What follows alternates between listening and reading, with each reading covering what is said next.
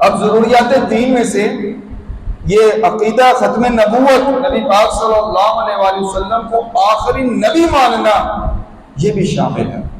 جو شخص 99% یہ کہتا ہے کہ نبی پاک صلی اللہ علیہ وآلہ وسلم کے بعد کوئی رسول نہیں آ سکتا، آپ صلی اللہ علیہ وآلہ وسلم آخری نبی ہیں، لیکن 1% اس کے ذہن کے اندر یہ بات ہے کہ آپ صلی اللہ علیہ وآلہ وسلم کے بعد اس دنیا میں آنے والے جو لوگ ہیں ان میں سے کوئی نبی ہو سکتا ہے۔ اب وہ جو شخص یہ ذہن رکھتا ہے یا عقیدہ رکھتا ہے، اس عقیدے کو بھی کوئی مانتا ہے تو وہ بھی دین اسلام سے خارج ہے۔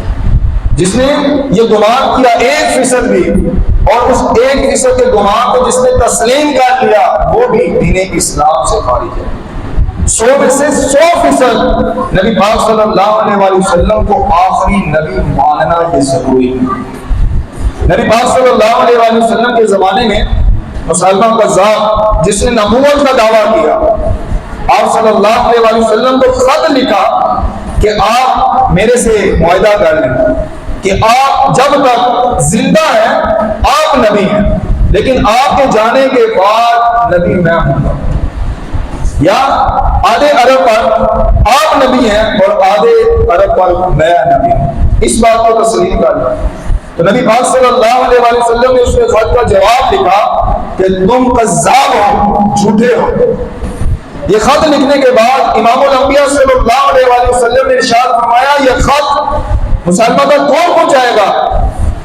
اب صحابہ کرام علیہم الرضوان موجود ہیں، اور ایک چھاپڑی فروش یعنی جو اپنے سر پر چھاپڑی رکھ کر اس کے اندر کھجوریں فروخت کیا کرتے تھے، وہ صحابی رسول حضرت حبیب بن زید رضی اللہ تعالی کھجور کھا رہے تھے۔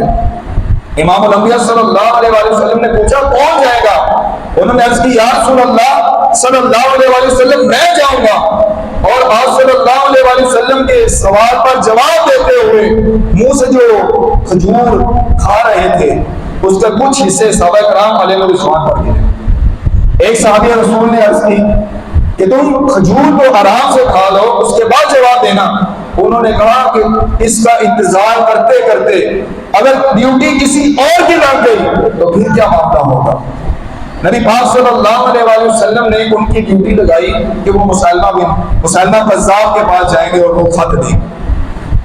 ان کی جو حالت تھی بالکل ایسا طاقتور پہلوان بھی نہ تھے، کمزور سے تھے، اور آپ کے بچوں کے بارے میں بتایا جاتا ہے روایات میں 9 یا 12 بچے آپ کے موجود تھے، اور ان میں سے کچھ ایسے بھی تھے جو ابھی دودھ پینے کی حالت میں تھے، ایسے بھی بچے تھے جو ابھی چل نہیں سکتے تھے، لیکن نبی پاک صلی اللہ علیہ وآلہ وسلم کی رسالت پر پہرا دیتے ہوئے آپ نے اس کو قبول کیا۔ نبی پاک صلی اللہ علیہ وآلہ وسلم نے تلوار دی، نیزہ دیا۔ امام الانبیاء صلی اللہ علیہ وآلہ وسلم نے نیزہ دیا، گھوڑے پر بٹھایا اور روانہ کیا۔ اب وہ جو روایت کرنے والے جو شخص ہیں جو مسلمہ کے دربار میں موجود تھے، بعد میں نبی پاک صلی اللہ علیہ وآلہ وسلم پر دین اسلام قبول کیا، صحابی رسول بن گئے، وہ کہتے ہیں کہ جب حبیب بن زید مسلمہ کے دربار میں آئے، نیزہ اتنی طاقت سے، اتنی جرأت کے ساتھ آپ نے گاڑا، گویا ایسے محسوس ہوتا تھا کہ کوئی جرنیل تشریف لایا، اتنے بہادر، اتنی للکار کے ساتھ اس کو جواب دیا، بلایا، مسلمہ قذاب کو بلایا، اسے خط دیا، اور مسلمہ نے پوچھا کہ تم کون ہو؟ حضرت حبیب بن زید نے کہا کہ تم مجھے نہیں جانتے، ہمیں نہیں پہچانتے، ہمارے تو رویے سے، ہماری تو صورت سے دیکھ کر لوگ پہچان لیتے ہیں کہ ہم نبی پاک صلی اللہ علیہ وآلہ وسلم کے غلام ہیں، میں نبی پاک صلی اللہ علیہ وآلہ وسلم کا پیغام لے کر آیا ہوں۔ خط دیا، اور بادشاہوں کا یہ دستور ہوتا ہے کہ وہ خط خود نہیں پڑھتے بلکہ اپنے جو وزیر مشیر ہوتے ہیں ان کو دیتے ہیں۔ اس نے بھی اپنے ساتھ کھڑے شخص کو خط دیا، اس نے پڑھا کہ جواب میں نکالا کہ تم کذاب اور جھوٹے ہو۔ اب مجمع نے سنا، اور مجمع کے علاوہ اگر کوئی بات ہوتی تو وہ سہ بھی جاتا۔ اب مجمع کے اندر اس نے کہا کہ تمہارے نبی مجھے کذاب کہتے ہیں تو تمہارا کیا خیال ہے؟ حضرت حبیب بن زید نے کہا کہ جسے نبی پاک صلی اللہ علیہ وآلہ وسلم کذاب کہیں، جھوٹا کہیں، تو اس کے بارے میں کیا خیال کر سکتا ہوں؟ تم 7 سمندروں کا پانی بھی بہا دو اور پھر بھی تم کذاب ہو۔ اسے بڑا غصہ آیا، اور وہ اپنی تلوار لے کر حضرت حبیب بن زید کے پاس آیا. اب وہ جو صحابی رسول جنہوں نے بعد میں دین اسلام قبول کیا وہ کہتے ہیں کہ جب وہ مسلمہ حضرت حبیب کے پاس آیا اور کہا کہ تم جانتے ہو میں تمہارا کیا معاملہ کروں گا, اس نے کہا کہ میں نے اس کے بارے میں فکر ہی نہیں کی. فکر تو میں اس وقت کرتا جب میں امام الانبیاء صلی اللہ علیہ وسلم نے مجھے خط دیا تھا, اور میں یہ غور و فکر کرتا, میں یہ فکر کرتا کہ میرے پیچھے بچے ہیں, دودھ پیتے بچوں کو چھوڑ رہا ہوں, ایسے بچوں کو چھوڑے جو چل نہیں سکتے. جب میں نے اس وقت فکر نہیں کیا تو اب میں کس چیز کا فکر کروں. تو مسلمہ قذاب نے حضرت حبیب بن زید رضی اللہ تعالی عنہ کا ایک ہاتھ کاٹ دیا, جسم سے جدا کر دیا, خون کا فوارہ نکلا. آج ہماری حالت کیا ہے؟ ہمارے ہاتھ پر کٹ لگ جائے تو ہم نمازیں چھوڑ دیتے ہیں, ہم بیمار ہو جاتے ہیں, اس بیماری کی حالت ہماری کئی نمازیں چھوڑ جاتی ہیں.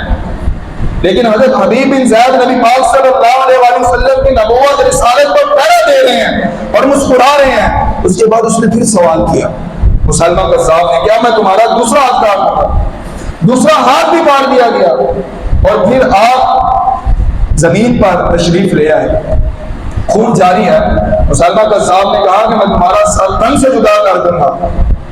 تو آپ نے مسکراتے ہوئے جواب دیا کہ تم اسے ڈرا رہے ہو, موت سے اسے ڈرا رہے ہو جو فجر کی نماز ادا کرتے ہیں اور رب ذوالجلال سے فجر کی نماز کے اندر اپنے لیے شہادت کی دعا کرتے ہیں. تو وہ صحابی رسول جو روایت کرتے ہیں وہ فرماتے ہیں کہ وہ مسلمہ قذاب کے ہاتھ کانپ رہے تھے اور اس نے حضرت حبیب بن زید رضی اللہ تعالی عنہ کا سر تن سے جدا کر دیا. اور دوسری طرف نبی پاک صلی اللہ علیہ وسلم کی آنکھوں سے آنسو جاری ہو گئے. صحابہ کرام علیہ الرضوان نے پوچھا یا رسول اللہ صلی اللہ علیہ وسلم کیا معاملہ ہے؟ تو آپ صلی اللہ علیہ وسلم نے ارشاد فرمایا کہ میرے حبیب بن زید کو شہید کر دیا. اور اللہ عز و جل نے یہ انعام و اکرام کیا کہ اللہ عز و جل نے جنت کے 8 دروازوں کو کھول دیا اور حکم ارشاد فرمایا جس دروازے سے تم چاہو اس دروازے سے جنت میں داخل ہو جاؤ. جو شخص نبی پاک صلی اللہ علیہ وسلم کے رسالت پر نبوت پر پہرا دیتا ہے تو اللہ عز و جل اس دنیا کے اندر بھی انعام و اکرام عطا فرماتا ہے اور آخرت میں بھی انعام و اکرام فرماتا ہے.